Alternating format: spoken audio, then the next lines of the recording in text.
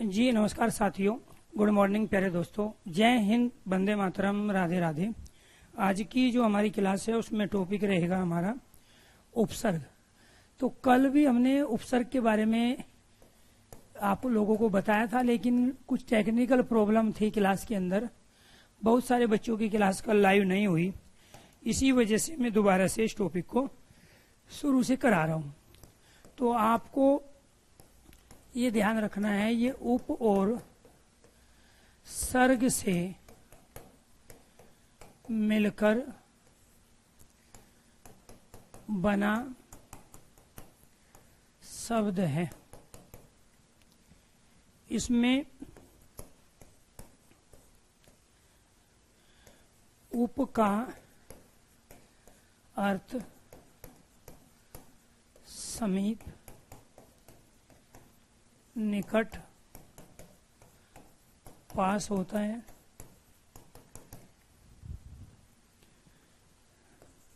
तीसरा,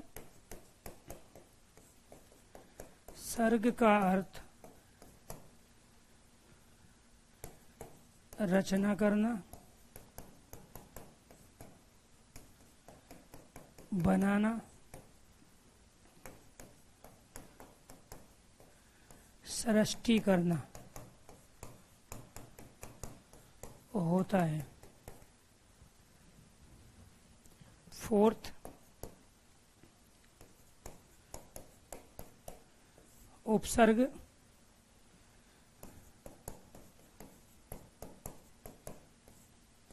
उपसर्ग शब्दांश होते हैं। उपसर्ग किसी शब्द के निकट या किसी शब्द के समीप में जाकर नए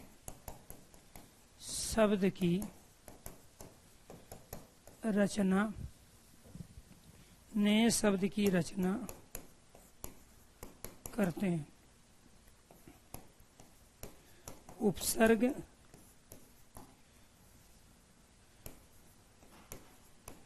प्रत्येक उपसर्ग के अनेक अर्थ होते हैं। पहले इन 6 पॉइंट को कुछ एग्जाम्पल के माध्यम से समझते हैं।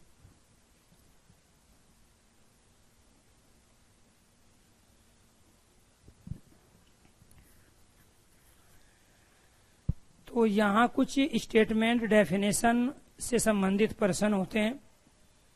पहली जो कंडीशन है हमारी, उप एक शब्दांश है। उपसर्ग में ये वाला उप शब्दांश के रूप में, उपसर्ग के रूप में आया है। कई बार यही प्रश्न पूछा जाता है कि उपसर्ग में कौन सा उपसर्ग है, तो राइट आंसर है उप। सर्ग उप एक शब्दांश है, उपसर्ग है, जिसका हिंदी में अर्थ समीप, निकट, पास होता है। सर्ग का अर्थ रचना करना, बनाना, सृष्टि करना है। तो उपसर्ग क्या होंगे? हमेशा शब्दांश होंगे। उपसर्ग किसी शब्द के समीप में जाकर नए शब्द की सृष्टि करते हैं। जैसे फॉर एग्जाम्पल, मैंने यहाँ पर ये आ एक शब्दांश लिया, इसमें एक मूल शब्द मैंने जोड़ दिया जन्म, और इससे जो नया शब्द बना वो हो गया आ जन्म। ऐसे ही मैंने यहाँ पे एक मूल शब्द लिया वर्ष, आगे शब्दांश के रूप में मैंने प्रति जोड़ा, तो इससे जो हमने शब्द बनाया वो बन गया प्रतिवर्ष।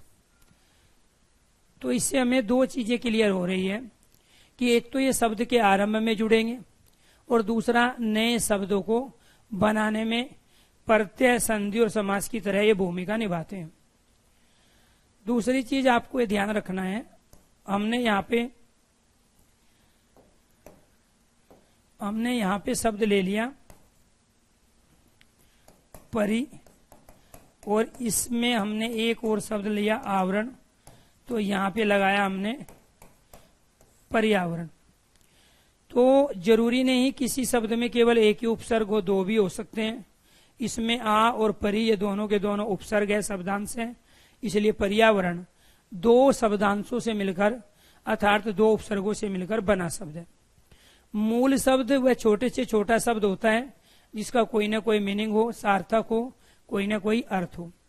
उपसर्ग किसी शब्द के समीप में जाके नया शब्द बनाते हैं। हमने एक ले लिया यहाँ पे दूर, इधर मूल शब्द ले लिया आत्मा और इससे शब्द बना लिया हमने दुरात्मा। हमने यहाँ एक शब्द ले लिया निर और इसमें हमने एक आदर मूल शब्द लिया। इसमें दर मूल शब्द नहीं है, आदर है, क्योंकि सार्थक शब्द आपका क्या रहेगा, आदर, क्योंकि दर का कोई मीनिंग नहीं है। इसीलिए इससे जो शब्द बना वो बना निरादर। तो दोस्तों कई बार हमें उपसर्ग जो है क्लियर दिखाई देते हैं, जैसे प्रतिवर्ष में प्रति है, आ जन्म में आ है, लेकिन कई बार निकालने पड़ते हैं संधि विच्छेद के माध्यम से। जैसे पर्यावरण में हम परि और आवरण इसका संधि विच्छेद किए, तब हमें पता चला कि इसमें परि और आ उपसर्ग है। ऐसे ही जब हम इसका संधि विच्छेद करेंगे तब हमें पता चला कि इसमें दो उपसर्ग है और विसर्ग के स्थान पे रह आएगा और यहाँ पे विसर्ग के स्थान पे रह आके शब्द बना निरादर। प्रत्येक उपसर्ग के अनेक अर्थ होते हैं। हमने यहाँ एक शब्द ले लिया दुर्दशा, ये जो बना है ये दुर और दशा से बना है।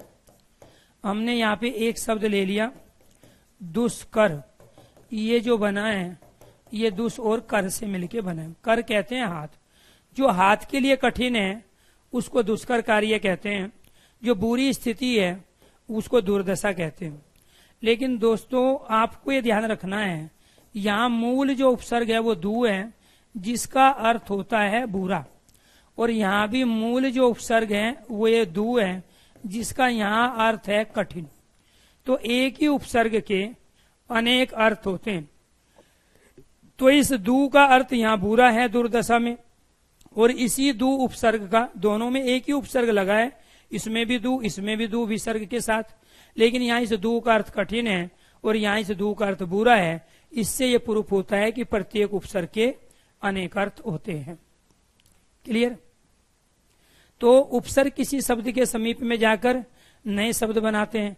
पहले आदर था, निर लगा के निरादर बनाया।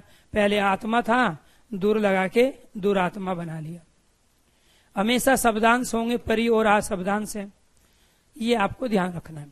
तो कितने पॉइंट हो गए हमारे? 6। अगर यहाँ तक चीजें क्लियर हो गई हो तो एक बार सारे स्टूडेंट ओके कीजिए, यस कीजिए। इसके बाद 7वीं कंडीशन है हमारी उपसर्ग का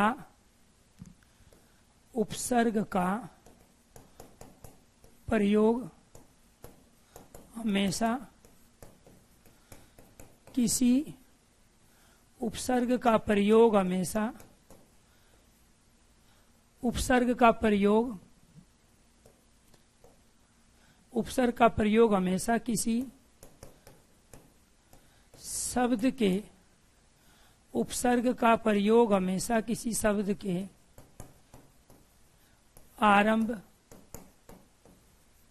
प्रारंभ आदि आगे शुरू, आरंभ प्रारंभ आदि आगे शुरू में किया जाता है। क्लियर?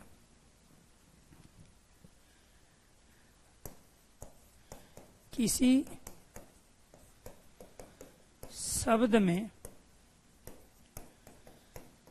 एक से अधिक, किसी शब्द में एक से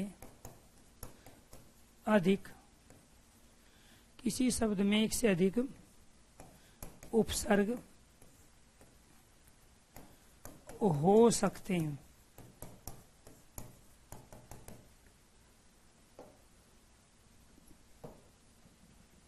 हुआ किसी समस्त पद में से, किसी समस्त पद में से मूल शब्द वाला, किसी समस्त पद में से मूल शब्द वाला भाग अलग करने पर, अलग करने पर शब्द के आरंभ में, किसी समस्त पद में से मूल शब्द वाला भाग अलग करने पर शब्द के आरंभ में जो शेष भाग, शब्द के आरंभ में जो शेष भाग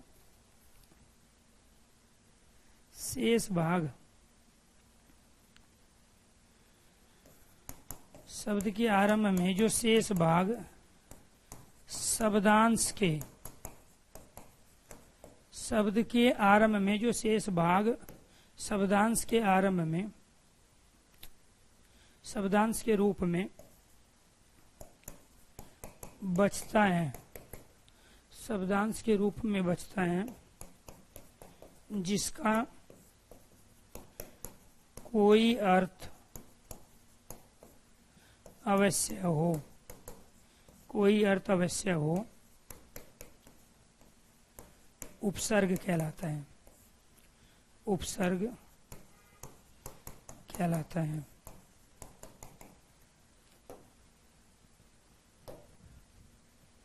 दसवां,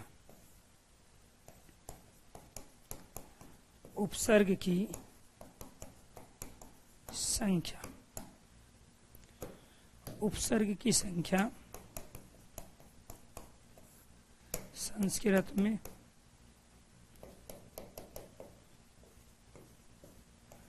उर्दू में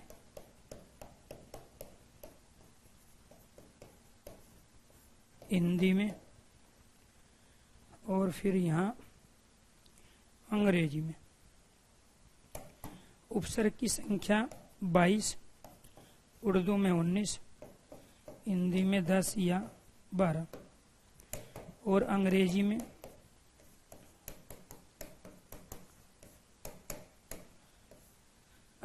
में उपसर्ग 8। ये भी प्रश्न आपसे पूछा जाएगा। तो उपसर्ग का प्रयोग हमेशा क्या होगा? शब्द के आरंभ में, जिसको हम आरंभ कहते हैं वो प्रारंभ भी कहलाता है, उसी को हम आदि भी कहते हैं। आदि का मतलब क्या होता है? आगे, शुरू में।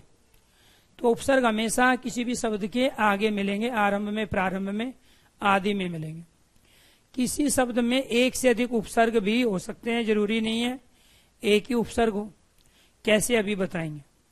किसी समस्त पद में से मूल शब्द वाला भाग अलग करने पर शब्द के आरंभ में, तो कंडीशन क्या है? एक तो शब्द के आरंभ में होना चाहिए, शब्दांश के रूप में होना चाहिए और कोई अर्थ अवश्य हो। ये तीन चीज उपसर्ग के लिए जरूरी है। शब्द के आरंभ में हो, शब्दांश के रूप में होगा, कोई अर्थ अवश्य होगा, एक से अधिक भी हो सकते हैं, तो वो क्या कहलाएंगे? शब्दांश उपसर्ग कहलाते हैं। क्लियर? तो ये आपको ये ध्यान रखना है। उपसर्ग की संख्या संस्कृत में 22 है, उर्दू में जो उपसर्ग है वो 19 है, हिंदी में उपसर्ग है 10 और 12 है, अंग्रेजी में उपसर्ग जो है 8। क्लियर? तो ये 10 आपकी कंडीशन थी। अब आप कुछ एग्जाम्पलों के माध्यम से यहाँ चीजों को और क्लियर कीजिए। एक शब्द क्या है? सुसंगठित। आपको बताना है इसमें मूल शब्द और उपसर्ग क्या है, अगर चीजें आपने सीख ली है। फिर यहाँ पे शब्द है निराशा, यहाँ पे शब्द है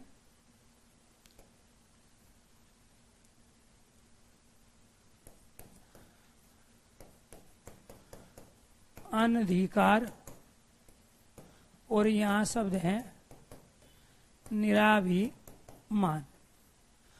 आपसे ये पूछा जाएगा इस तरह से शब्द देखें कि ये बताइए इनमें से कौन सा शब्द ऐसा है जिसमें केवल एक उपसर्ग है। दूसरा, इसमें से वो शब्द बताइए जिसमें एक उपसर्ग एक प्रत्यय है। इसमें से वो शब्द बताइए जिसमें 2 उपसर्ग 1 प्रत्यय है। इनमें से वो शब्द बताइए जिसमें कोई उपसर्ग और प्रत्यय नहीं है। तो आपको ये ध्यान रखना है कि यहां जो भी कंडीशन आपने अभी सीखी है उसी को इम्प्लीमेंट करो। कैसे करोगे? ये सु और संगठित से मिलके बना है। इससे भी पहले ये क्या था? सु, सम, गट और इत प्रत्यय से। ये जो शब्द आपका बना है ये क्या था? निर और आशा। ये इससे भी पहले क्या था? नी और आशा, बिना आशा के। यहाँ पे ये जो बना है आपका, ये अन और अधिकार से मिलके बना है और इसमें भी 2 उपसर्ग है, एक अन है एक अधि है और ये कार कर क्रिया से बना। इसके बाद मुद्दा आया हमारा, यहाँ ये निर और अभिमान से मिलके बना है। अभिमान में भी यहाँ पे अभी क्या है? उपसर्ग है और मान क्या है? मूल शब्द है। अब आपके सभी क्वेश्चन का आंसर कैसे मिलेगा? इसमें 2 उपसर्ग है, एक सु और एक सम। इससे हमें ये पता चलता है कि किसी भी शब्द में 2 उपसर्ग भी लगाए जा सकते हैं, जरूरी नहीं है एक। इसमें गट क्या है? आपका मूल शब्द है और इत क्या लगा हुआ है? प्रत्यय। यानी कि ये 2 उपसर्ग और एक प्रत्यय से मिलके बना। और ये गट क्या है? ये क्रिया है, वर्ब है, धातु है, जिसको इंग्लिश में वर्ब, हिंदी में क्रिया, संस्कृत में धातु कहते हैं। इसी को कहते हैं मूल शब्द, छोटे से छोटा शब्द। इसके बाद नी का अर्थ होता है बिना। तो जो बिना आशा उम्मीद के है, निराशा, इसमें कोई प्रत्यय नहीं है, केवल एक उपसर्ग एक मूल शब्द है। इसमें 2 उपसर्ग एक प्रत्यय। इसमें 2 उपसर्ग है, एक इसमें कोई प्रत्यय नहीं है, केवल 2 उपसर्गों वाला शब्द है। इसमें 1-2 उपसर्ग और एक आपका मूल शब्द। तो मैं आपको ये चीजें बताने की कोशिश कर रहा था कि किसी शब्द में एक से अधिक उपसर्ग हो सकते हैं। उपसर्ग का प्रयोग हमेशा किसी शब्द के आरंभ में ही होगा, हमेशा वो शब्दांश के रूप में होगा और उसका कोई ना कोई अर्थ होगा। ठीक है, बात समझ में आई? संस्कृत में 22 उपसर्ग, उर्दू में 19 उपसर्ग, हिंदी में 10 या 12। अगर हम कै और सै को हिंदी में उपसर्ग मान ले, कैसे कपूत बनता है, सै से सपूत बनता है, तो इनकी संख्या 12 होगी, अदरवाइज 11। इसके साथ अंग्रेजी में 8 उपसर्ग होते हैं। हम संस्कृत में इन 22 उपसर्गों के अलावा भी कुछ गतिक शब्दों का प्रयोग करते हैं। क्या करते हैं हम? गतिक शब्द। उपसर्गों की भांति शब्द के आगे ही रहेंगे, लेकिन वो गतिक शब्द कहलाएंगे। जैसे एक शब्द हमारा अंतर्राष्ट्रीय है। अंतर्राष्ट्रीय के अंतर्गत आपको ये ध्यान रखना है, अंतर्राष्ट्रीय, इसके बाद प्रागे ऐतिहासिक, इसके बाद बहिर गर्मन और इसके बाद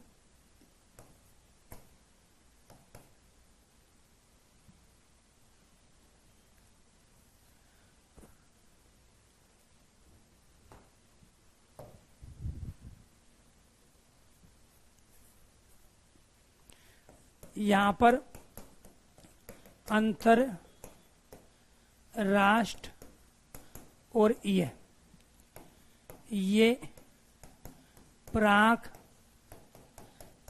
इतिहास और इक से मिलके बना। ये बहिर और गमन से मिलके बना। दोस्तों आपको ध्यान रखना है, इसमें जो ये बहिर है, मूल रूप से हम इसका प्रयोग इस रूप में करेंगे। ठीक है, प्राक, बहिर का मतलब होता है बाहरी। ठीक है, प्राक का अर्थ होता है पहला, प्राचीन, पुराना। जो पुराना इतिहास है वो प्रागैतिहासिक। प्रत्येक वर्ग का पहला अपने वर्ग के तीसरे में बदल गया, गया में। कै वर्ग का तीसरा बन गए है। यहाँ पे अंतरराष्ट्रीय में ये जो रह है ये यहाँ ऊपर गया, तो इसमें अंतर क्या है एक गतिक शब्द है। तो उन 22 उपसर्गों के अलावा हम कुछ गतिक शब्दों का भी प्रयोग करते हैं। और राष्ट्र इसमें मूल शब्द है और ये इसमें क्या लगा हुआ है, प्रत्यय। तो इसका मतलब ये हुआ अंतरराष्ट्रीय एक गतिक शब्द एक प्रत्यय मूल शब्द से मिलके बना है। क्लियर। तो यहां पर प्राग ऐतिहासिक में ये प्राग मतलब प्राचीन पुराना पहले का, जो पहले का इतिहास है वो प्राग ऐतिहासिक कहलाता है। प्रत्येक वर्ग का पहला अपने वर्ग के तीसरे में बदल गया, गय इसका तीसरा वर्ण है। जब इक प्रत्यय का प्रयोग करते हैं तो इस ई के स्थान पे अई हो जाता है। ये आपको प्रत्यय के दौरान और इसके साथ साथ अभिलॉजिकली बताया गया। तो यहाँ बहिर्गमन में जो ये वाला रे है ये कहाँ पे होगा, ये ऊपर गया और इससे शब्द बन गया आपका बहिर्गमन। अब कुछ बच्चों के डाउट्स हैं, कुछ सिलेबस के बाहर के डाउट हैं, कुछ यहाँ के हैं। इसमें से जब हमने न ले लिया, इधर से ये ए लिया, तो ये शब्द क्या बन गया आपका न। तो इसलिए अनधिकार होता है, अनाधिकार शब्द नहीं होता है। एक पॉइंट, ठीक है। एक बच्चे का डाउट ये था कि ये अनधिकार में अन संस्कृत का उपसर्ग है, अधि संस्कृत का उपसर्ग है, इसमें कर क्रिया है और आर प्रत्यय लगा हुआ है, तब जाके वो शब्द बना। दूसरे बच्चे का डाउट ये है कि सर ये लाइव क्लास है या रिकॉर्डिंग। आज 22 तारीख है, 22 ही है ना, 22 तारीख है, बुधवार है, 2023 को ये लाइव क्लास चल रही है, ठीक है। तीसरे बच्चे का डाउट ये है ये क्लास लैपटॉप पे क्यों नहीं चलती। तो मैं हिंदी का टीचर हूं, टेक्निकल टीम का तो मैं हिस्सा हूं नहीं, ठीक है। तो मैं हिंदी का शिक्षक, ठीक है, हिंदी का शिक्षक आपको हिंदी पढ़ा रहा है। अब ये लैपटॉप पे क्यों नहीं चलती उसका आंसर मेरे पास नहीं है, ना लॉजिक है, इसलिए मैं उस पर कोई चर्चा नहीं करूंगा। चौथा बच्चे का डाउट क्या है, सर जी पीडीएफ दे दो। पीडीएफ, जब आपको पीडीएफ चाहिए थी तो आपने एक कोर्स क्यों खरीदा, ठीक है, आपका भी समय बचता और घर वालों के पैसे बच जाते। चौथे बच्चे का डाउट ये है सर जी नोट्स दे दीजिए, नोट्स। जब आप इतने बुद्धिमान थे कि आप नोट्स से सब कुछ पढ़ लोगे तो फिर बेफालतू के पैसे बर्बाद कर दिए। टीचर आपको बता रहा है कि ये कंडीशन है उप और सर्ग से मिलकर बना है। यही चीज जो मैं पढ़ा रहा हूं ना आपको, इससे पहले आप 10 बार पढ़े हो, और जब मैं यहाँ क्वेश्चन पूछने लगा तो आप में से 1% बच्चों के आंसर राइट नहीं थे। ठीक, बात समझ में आई कि नहीं आई। अब मैं ये आपको बताऊंगा कि ये लैपटॉप पे चलेगी कि नहीं चलेगी, क्यों चलेगी क्यों नहीं चलेगी। मैंने जो ड्यूटी ली है वो आपके सिलेबस को पूरा करने के लिए, ठीक है। आपको बहुत तरह की खुजली है, अनेक प्रकार की खुजली आपको है, किसी को ब्रेन की खुजली है, किसी को शरीर की खुजली है, ठीक है। तो वो सारी खुजली का इलाज मेरे पास नहीं है, मैं सिलेबस को पूरा करा रहा हूं। ऐसा कोई एग्जाम नहीं है जो जितने भी अब तक हुए हैं जिसमें उपसर्ग का क्वेश्चन ना पूछा गया हो। ऐसा कोई एग्जाम नहीं है जिसमें परतर संधि का क्वेश्चन ना पूछा गया हो। मैं वही पढ़ा रहा हूं जो आपके यहाँ पूछे जाते हैं। क्लियर। और सारी एक ही दिन में मैं सब कुछ पढ़ा दूं, गद्यांश भी करा दूं, काव्यांश भी करा दूं, ठीक है, सारा ग्रामर के जो टॉपिक आते हैं आपके सिलेबस में वो भी करा दूं, पॉसिबल नहीं। धीरे धीरे रोज आपकी क्लास हो रही है, ठीक है। जिस दिन टेक्निकल कोई इशू भी आ जाता है, क्योंकि मशीन है और मशीन पे ना मेरा अधिकार ना आपका अधिकार, तो मेरी तबीयत कैसी भी रही लेकिन मैं क्लास ऑफ नहीं करता हूं। इसीलिए आप केवल और केवल पढ़ते समय पढ़ने पे फोकस करो, ठीक है। जब मैं उपसर्ग पढ़ा रहा हूं तब आपको कुछ और याद आ रहा है, जब मैं कुछ और पढ़ाऊंगा फिर कुछ और आएगा। तो इसका मतलब है कि आप 2026 की तैयारी कर रहे हो और मैं तैयारी करा रहा हूं 2024 वाले बच्चों की। तो इसीलिए रोज सीखते समय ये आपके क्या थे, कमेंट थे, ठीक। एक को तो पीडीएफ चाहिए थी, एक को नोट चाहिए था, एक को ये बताना था ये लाइव है रिकॉर्डिंग है, एक को ये बताना था ये लैपटॉप पे क्यों नहीं चलती। एक ने जरूर क्वेश्चन पूछा सर जी ये अनाधिकार होता है, अनाधिकार नहीं होता, ठीक है। वो मुझे ही समझा रहा है, मतलब टीचर लिख रहा है, 15 साल से टीचर पढ़ा रहा है, 5 साल से ऑनलाइन पढ़ा रहा है, ठीक है, 10 साल से ऑफलाइन पढ़ा रहे हैं, तो वो टीचर को ही बता रहा है कि अनाधिकार, क्योंकि उसने किताब में पढ़ा है, और जिस किताब में पढ़ा है उस किताब के पहले पेज पे लिखा होता है किसी भी त्रुटि के लिए प्रकाशक, विक्रेता, लेखक जिम्मेदार नहीं होगा। तो यहाँ मैंने तो लिखा नहीं कि यहाँ पे जो पढ़ेगा ना शिक्षक जिम्मेदार होगा, ना कैरियर ऐप होगा, ना मैनेजमेंट जिम्मेदार होगा, क्योंकि हमें पता है कौन सा सही है। आपको लॉजिक भी बता रहे हैं। इसलिए पढ़ते समय केवल पढ़ाई पे फोकस करो, बेफालतू की चीजें करोगे आपके साथ वाले सारे भर्ती हो जाएंगे, आप रह जाओगे। ठीक है, चलो जी आगे बढ़े। अब तो मैं आपको ये बताने की कोशिश कर रहा था कि ये जो 22 उपसर्ग हम संस्कृत में प्रयोग करते हैं, इन 22 के अलावा कुछ गतिक शब्द होते हैं। ये शब्दांश तो है नहीं, है तो ये शब्द ही, ये सारे शब्द है, ये प्राग है, बहिर है, इसलिए इनको गतिक शब्द कहा गया, शब्दांश ना कह के गतिक शब्द। तो गतिक शब्दों का प्रयोग किसकी भांति होगा? उपसर्गों की भांति। नोट करके लिखेंगे, नोट करके लिखेंगे। संस्कृत में कुछ गतिक शब्दों का, कुछ गतिक शब्दों का प्रयोग उपसर्ग की भांति, उपसर्ग की भांति किया जाता है, उपसर्ग की भांति किया जाता है। जैसे अंतर, बहिर, प्राग,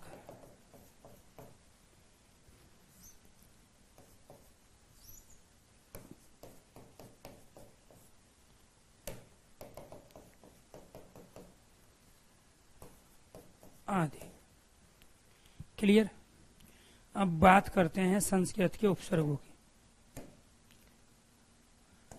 किसकी? संस्कृत के उपसर्ग कितने होते हैं? 22। मैं यहां कुछ की चर्चा करूंगा जी।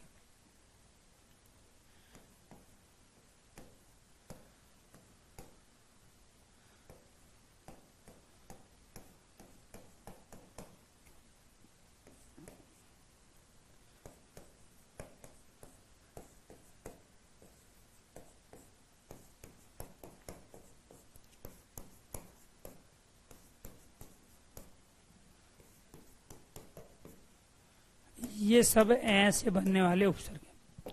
मूल उपसर्ग जो होता है दोस्तों वो आंग होता है, लेकिन इसके नीचे हलंत लगा हुआ है, और जब हलंत लगा है इसका हो जाता है लोप, तो ये आ शेष बचता है। इसलिए आंग या आ बात एक ही है, और इसका प्रयोग कहाँ होगा? आजीवन में, आमरण, आहरण, आजन्म में। इसके बाद अधिकार, अध्यक्ष, अध्यादेश,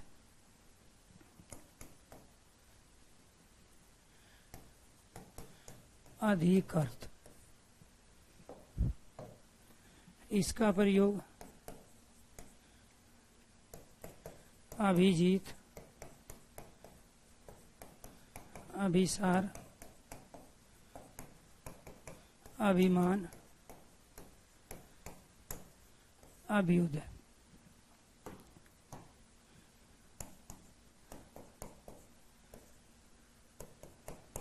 अति उत्तम,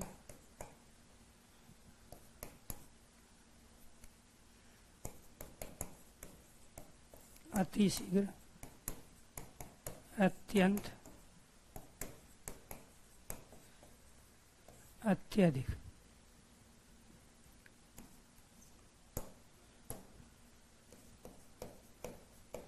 अपमान,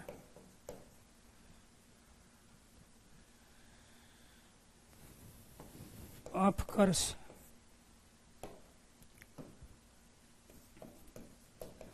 अवसान, अवसर, अवतार।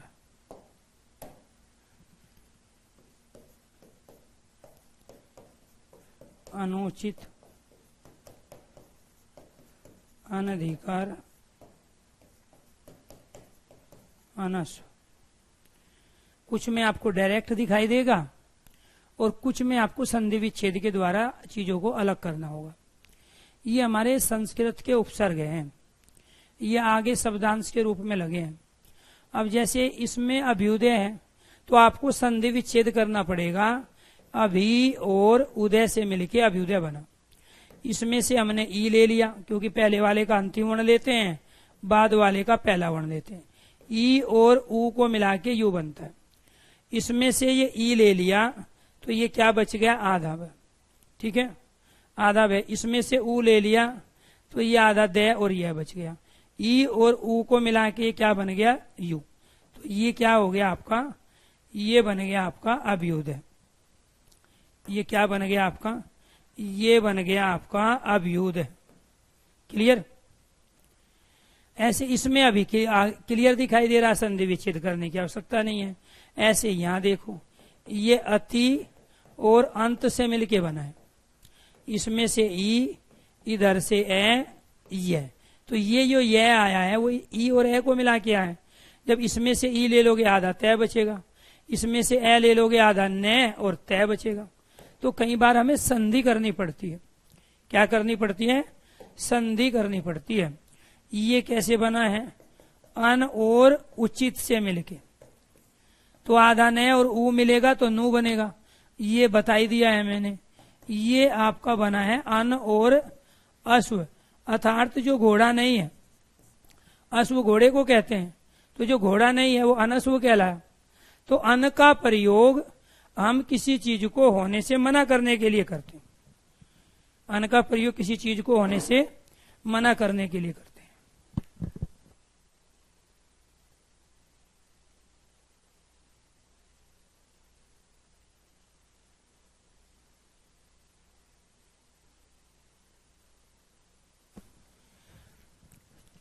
चलो जी आगे देखो, यहां पे परि, परा, पर, सु, कु, उप, सम। यहां पे क्या बन गया, परिक्रमा, पर्यावरण। क्लियर। पर्याप्त, यहां पराक्रम, पराभव, पराजित।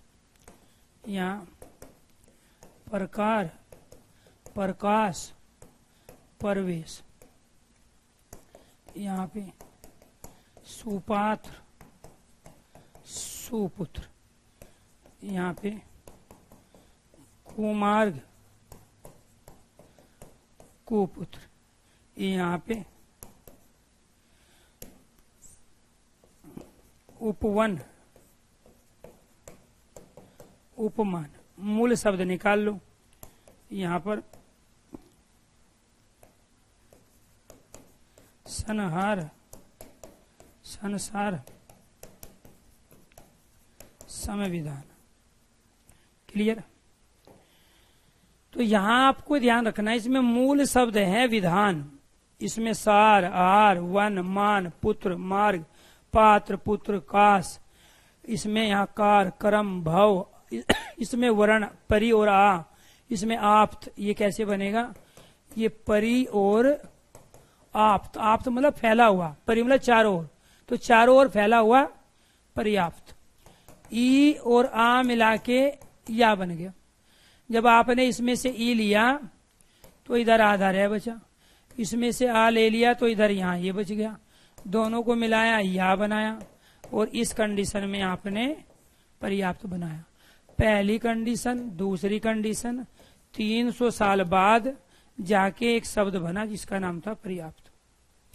ठीक है, कमेंट का कोई इशू नहीं है, पढ़ने पे ध्यान दो। ठीक है, दिक्कत आपको यही है। ठीक है, पढ़ते समय पढ़ने के तरीके से वाकिफ हो। ठीक है, आप पिछले 5 साल से तैयारी कर रहे हो, 5 साल से चीजें पढ़ रहे हो, और ये 10 टीचरों से और 20 बार टॉपिक पढ़ चुके हो, उसके बावजूद भी जब आपको कुछ बताया जाता है तो आप कन्फ्यूज रहते हो। तो इस समस्या से बाहर निकलो। ठीक है, सर जी कमेंट का इशू है, सर जी आवाज सर जी धीरे से आ रही है, सर जी बैठने में प्रॉब्लम हो रही है सर जी। अगर सारी सुविधाएं लेके आप पढ़ोगे तो फिर साधना काहे की हुई स्टूडेंट लाइफ में। और बिना साधना के, बिना तपस्या के, बिना त्याग के सरकारी नौकरी तो नहीं मिलती है।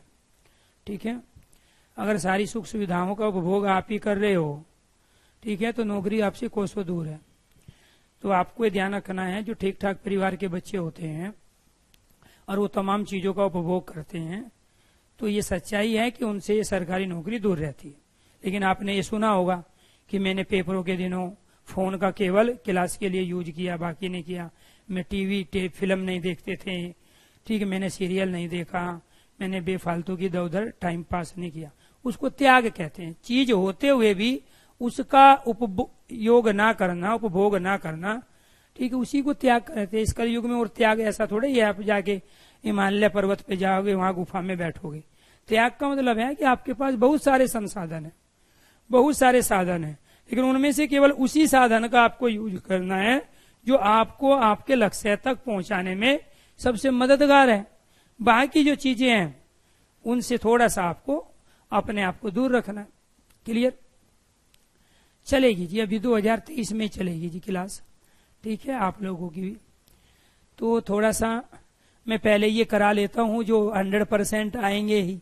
तो मेरा मकसद ये था कि संधि का क्वेश्चन आएगा, और संधि बहुत सारे टॉपिक डिपेंड थे उस पे विलोम शब्द डिपेंड थे, पर्यायवाची डिपेंड थे, वर्तनी वाला डिपेंड था, शाब्दिक अर्थ वाला डिपेंड था। तो संधि कराने से मैं आपको 3 क्वेश्चन की तैयारी करा चुका हूं। उपसर्ग और प्रत्यय कराने से मैं 1 क्वेश्चन की तैयारी करा पाऊंगा।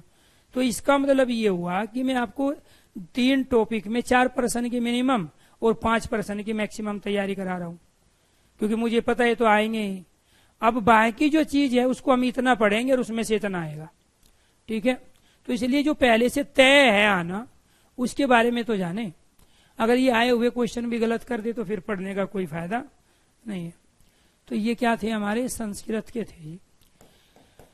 इसके बाद में ये देखो, निर, निस, निस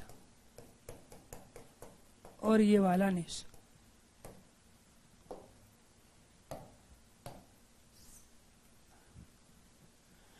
तो आपको ये ध्यान रखना है, इनमें एक तो आपका ये बना निःशुल्क, नि शब्द बिना शब्द के। इसके बाद में यहां आपका ये बना निरादर, निराशा,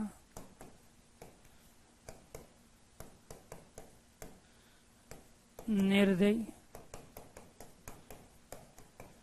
निर्विरोध, एनीथिंग, और भी बहुत सारे हैं, निर्धन भी बनेगा।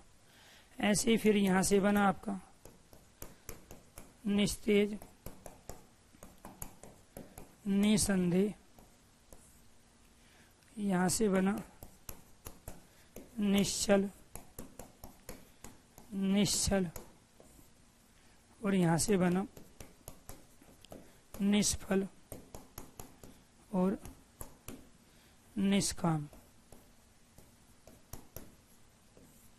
निष्काम। क्लियर? इनमें जो उपसर्ग प्रयोग हुआ वो तो ये हुआ, मूल उपसर्ग तो यही है। इसी विसर्ग का परिवर्तन होता है आपके इस रे में, इसी का परिवर्तन होता है आपके इस दंतव्य से में, इसी का परिवर्तन होता है इस तालव्य से में, और इसी विसर्ग का परिवर्तन होता है इस मूर्धन्य से में। इसका इसका इसका इसका इनका कोई अर्थ नहीं है, मीनिंग नहीं, अर्थ इसका है। इस नी का जो अर्थ है वो अभाव भी है, इस नी का अर्थ रहित भी है। ठीक है, इस नी का अर्थ बिना भी है। तो जो बिना पैसे का है वही तो निर्धन है। निःशुल्क बिना शुल्क के, नि शब्द बिना शब्द के, जहां शब्द का अभाव हो, जो शब्द से रहित हो, नि शब्द। ऐसे निर्विरोध बिना विरोध के, निर्दयी बिना दया के, ठीक है, निराशा बिना आशा के, निरादर बिना आदर के। तो आपको जब वो ये शब्द देगा, जब तक ऑप्शन में आपका ये है तो राइट आंसर ये हुआ, और जब ये नहीं है तो इनमें आपको ध्यान रखना, ये मानना पड़ेगा, इसमें ये और इसमें ये इसी के तो है। तो जब तक ऑप्शन में ये है तो ये सारे के सारे शब्द यहां से यहां तक सब, इनमें सब में यही उपसर्ग है। और जब ये नहीं है ऑप्शन में तो इसमें फिर इसको मानो, इनमें इसको मानो, इसमें इसको मानो, क्योंकि ये शब्दांश है और शब्दांशी उपसर्ग कहलाते हैं। फिर वो इस चीज को साइलेंट रख लेता है, इसको वो साइलेंट रख लेता है, जो आपको विसर्ग संधि में बताया कि ये रे तीनों तरह के से किस में बदल जाते हैं, विसर्ग में। तो क्या बताया था आपको, तैरने वाला रे, ये वाला से, ये वाला से, ये वाला से, ये सब किस में बदल जाते हैं, ये विसर्ग में बदल जाते हैं। ये विसर्ग संधि में बताया गया था। ये सारे विसर्ग में, विसर्ग इन सब में परिवर्तित हो जाता। तो जब तक ऑप्शन में ये रहेगा विसर्ग के साथ, तब तक इन सब में यही उपसर्ग है। और जब वो नहीं होगा, इसमें निर है, इन सब में इसमें निस है, इसमें ये वाला है, इसमें ये वाला। अगर चीजें आपको क्लियर हुई हो तो आप में से कुछ स्टूडेंट ओके कीजिए, यस कीजिए, बाकी स्टूडेंट समझते रहिए। दु, दुर, दुस, दुस, दुस। यहां पे शब्द आ गया।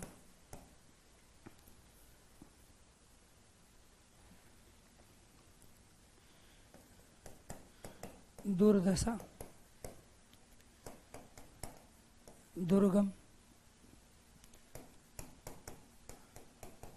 दुर्दिन,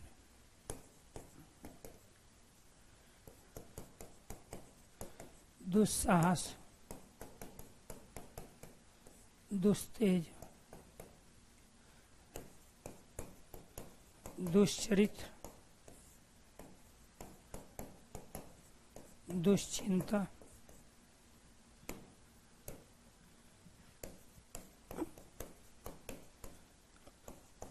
दुष्परिणाम, दुष्कर, दुशासन।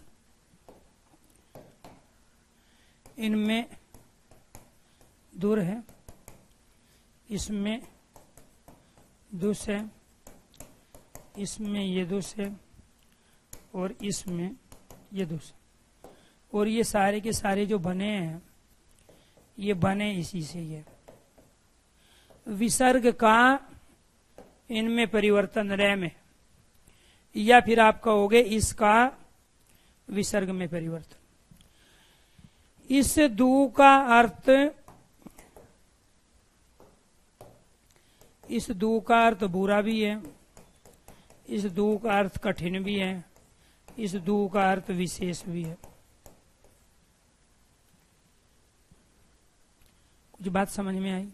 जब तक ऑप्शन में ये है तो इन सब में यही उपसर्ग है, और जब ये नहीं है तो इसमें दूर है, इसमें दुष है, इसमें ये वाला दुष, इसमें दुष। ये दंतव्य से, तालव्य से, ये मूर्धन्य से। क्लियर? ये भी सारे संस्कृत के उपसर्ग थे। ऐसे ही हम कुछ उर्दू के उपसर्गों का भी प्रयोग करते हैं। किसका प्रयोग करते हैं? उर्दू के उपसर्ग। तो उर्दू के उपसर्ग क्या हुआ? जैसे ला है, अल है, बिल है, कम, कम, अहम, बे, बद, बा। ये उर्दू के शब्द हैं। अब इससे क्या बनेगा? ला इलाज, ला लाजवाब, इससे अलकायदा, अलबेला, इससे बिल्कुल, बिल इरादा, इससे कमजोर, कम सीन, कम सुंदर, इससे हमदर्द, हमराज, इससे बेहया, बेवफा, इससे बदतर, बद सूरत, बद किस्मत, इससे बाकायदा,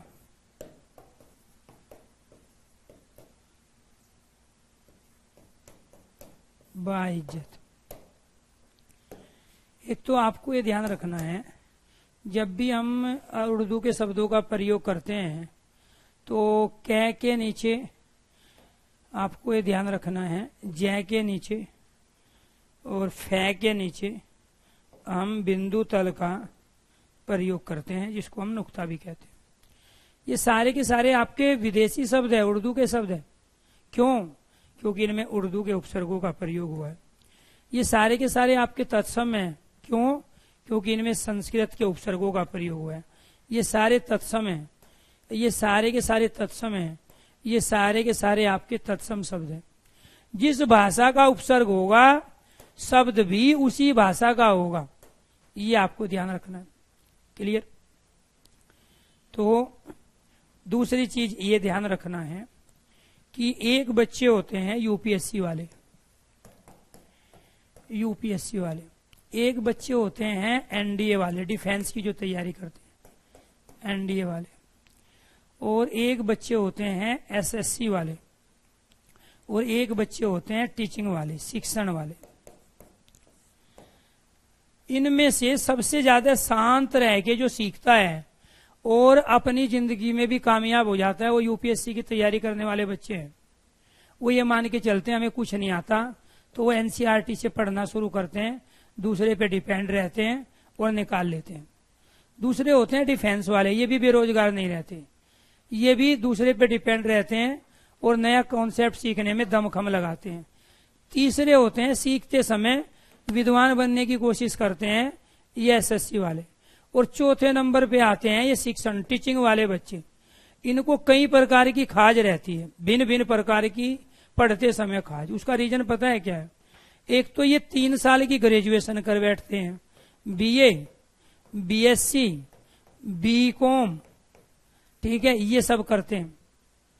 ठीक, इनमें से ये कम होते हैं, ये बीटेक है और बाकी दूसरी चीजों में है। ये बीए बीएससी करके ये भी बैठे, लेकिन इनको पता है इनका जो दायरा होता है सोचने का, पढ़ने का, वो बड़ा होता है।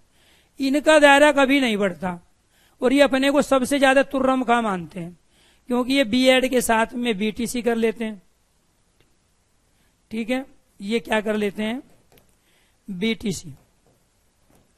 ठीक है, ये बीएड कर लेते हैं, 1 साल की, कोई 2 साल की, कोई 4 साल की। ठीक है, कोई डाइट कर लेते हैं 12th के बाद। अब इनके पास जो इनकी दुनिया है ना, वो सबसे ज्यादा संकुचित होती है। सोचने का इनका जरिया भी बड़ा संकुचित होता है। ये मान के तो ये चलते हैं कि हमें बहुत कुछ आता है, टीचर क्या पढ़ा रहा है, कुछ नहीं। लेकिन जब पेपर दे के आते हैं, सबसे नीचे मुंह जो लटका होता है वो इन लोगों का होता है। इनको ये भी पता होता है यार अब की बार ये परफॉर्मेंस अगली बार मेरा हो जाएगा। जब ये ऑफलाइन क्लास में बैठते हैं तो माहौल अलग होता है पढ़ने का, सीखने का और सिखाने का। जब ये बैठते हैं तो इनमें आपस में बातें ज्यादा होती है, क्योंकि इनकी जो प्रीवियस नॉलेज है ना वो इनको सीखने ही नहीं देती। कुछ भी चीजें सामने रखी आए, इसके बारे में तो मैं जानता हूं। इनके पास कभी भी टॉपिक की पूरी जानकारी नहीं होगी, अधकचरे ज्ञान से इनका घड़ा भरा हुआ है। ये मान के चलते हैं हमारा घड़ा खाली है, ये भी मान के चलते हैं खाली है, ये मान के चलते हैं कि हमारा घड़ा आधा भरा हुआ है, आधा और भरना है। लेकिन इस भरे हुए घड़े में जब हम कुछ डालने की कोशिश करते हैं ओवरफ्लो हो जाता है, ओवरफ्लो। बात समझ रहे हो? मैं ये इसलिए नहीं कह रहा हूं कि आपके कमेंट देख के या आप लोगों को पढ़ाते समय, मैं ये आपको इसलिए कह रहा हूं, ठीक है। बाकी वनडे एग्जाम वाले हैं वो इन्हीं में से निकल के आते हैं जो यूपीएसआई की और बाकी चीज की तैयारी कर। तो इसीलिए दोस्तों थोड़ा सा समझने की कोशिश करो। सबसे ज्यादा जो डिग्री हासिल किए हुए लोग बैठे हैं वो ये शिक्षण वाले हैं। मौका इनको सबसे ज्यादा मिलता है सिलेक्शन लेने का, लेकिन ले नहीं पाती। क्यों? अपनी जो कमजोरी है, अपनी जो खामियां हैं, उस पर कभी काम नहीं करेंगे, दूसरे में कमी ढूंढेंगे, ठीक है। और कभी भी पूरा नहीं पढ़ेंगे, बस थोड़ा थोड़ा ऊपर ऊपर ऊपर ऊपर ऊपर ऊपर ऊपर ऊपर से करेंगे। दूसरे की बनी हुई सारी चीज चाहिए। डिफेंस वाला बच्चा कभी भी आपको नोट्स के लिए भटकता हुआ नहीं मिलेगा। यूपीएससी वाला कभी भी नोट्स के लिए, मैंने सारे नोट्स दिए हैं, आगे भी दूंगा, यहां तक दूंगा गला भर के, कोई नहीं पढ़ेगा, बस चाहिए इकट्ठा करना है। आपके पास घर में जो किताब है, कौन सी किताब ऐसी है जिसका पहले पेज से लेके लास्ट तक पेज तक आपने पढ़ ली हो? आपके पास 15 से 20 किताब घर पे हैं, उनमें से एक किताब भी ऐसी नहीं है जो आपने शुरू से लास्ट तक पढ़ चुके हो। बस आपको इकट्ठी करनी है। अगर आपको रोड पे खड़ा होके कोई किताब फ्री में बांटने लगे, वो चाहे आपके काम की हो ना हो, उस भर्ती से आपका कोई लेना देना हो ना हो, ले आओगे आप। यही कारण है कि आप हमेशा आउट ऑफ सिलेबस भागते हो। रिजल्ट पता ही है पिछली बार का क्या है, रीजन यही है, ऊपर ऊपर ऊपर ऊपर ऊपर ऊपर से चीजें। कभी भी किसी सब्जेक्ट से आपने फ्री होने की आदत ही नहीं डाली। सब्जेक्ट की छोड़ दो, आप टॉपिक से फ्री होना नहीं चाहते, बस आपको सूचना चाहिए, यानी कि आपको इंफॉर्मेशन चाहिए। ज्ञान और सूचना में जमीन आसमान का अंतर है। ज्ञान जो ले लेगा एक बार, वो कहीं ना कहीं यूपीएससी में नहीं हुआ तो दूसरी जगह ले जाएगा। यहां अगर उसकी एज नहीं, चांस नहीं बचा डिफेंस का, तो दूसरी जगह बाजी मार लेगा। क्यों? क्योंकि ये सूचनाओं से कोसों दूर रहते हैं, ये ज्ञान पे, नॉलेज पे फोकस करते हैं। और ये इनके पास सूचना, मुझे ये भी चाहिए, मुझे ये भी चाहिए, मैं इसके बारे में भी जानता हूं, मैं इसके बारे में भी जानता हूं। तो इन्फॉर्मेशन और नॉलेज, ये ही रोजगार और बेरोजगारी का अंतर है। सभी दोस्तों को नमस्कार, धन्यवाद, कल मिलते हैं।